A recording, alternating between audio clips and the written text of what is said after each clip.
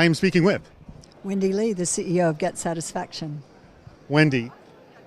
You just gave a great presentation about ingraining collaboration within your organization. What is first needed to actually create a collaborative environment? What does it mean that you actually have a collaborative environment? What it means is there's a collective state that has to be evolved to, let's say, created and evolved to. So it's not a place, it's not an open format, it's not a beer bust, it's not a tool called chatter. It's really a collective process where all the participants in collaboration have to understand the different dimensions that build on each other so you can indeed have a collaboration. And they're very distinct. The dimensions are very distinct. They have to do with understanding each other's needs, personally and professionally. They have to do with understanding your level of influence with your peers and your colleagues. It has to do, the other dimension has to do with specific tools, or let's say not technology tools, but skills. And then lastly, it's how all those come together to build on each other to create a certain level of trust. So to say you are collaborating when is not kind of possible. To say I understand that collaboration requires a collective evolving process is more the truth. I have seen collaborative environments and they start extremely gradually, and then there's this hockey stick growth moment where kind of everyone gets it. Can you describe what that moment is? I mean, is there a way to kind of describe all of a sudden everyone gets it and all of a sudden it's just taking off?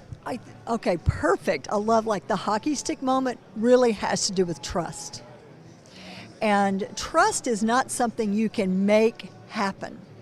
The reason it takes a while is because trust has to evolve based on individuals understanding each other's needs and expressing those in a way that connects you to each other.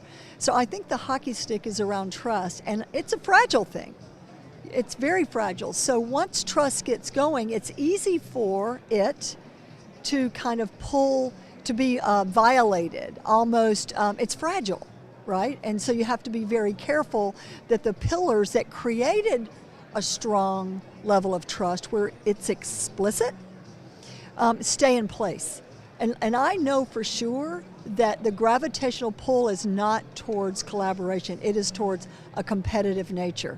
It is towards win-lose, not win-win. And so I think understanding that that is the case, that the human condition pulls, we want to pull each other down to fight and flee, not come up to the other state where there's explicit trust. You just have to be mindful of that and be clear of the different dimensions and how you're traversing in and out of those. So when you get that hockey stick moment, and it is from building trust, is there something that you can, and maybe this is not the right way to describe it, but double down on that aspect to keep it going? You know, I think communication, and I mean communication that is explicit and open, transparent, authentic. I think the more you're talking about online and offline, those things that matter to the collective, to the whole team, then the more trust naturally builds. So at the end of the day, it is about communication. And of course, in this distributed world, you're not always face-to-face to have this communication, right? So there has to be other ways to express and share. And thank goodness we have all kinds of tools like Get Satisfaction and Chatter that allow us to do that.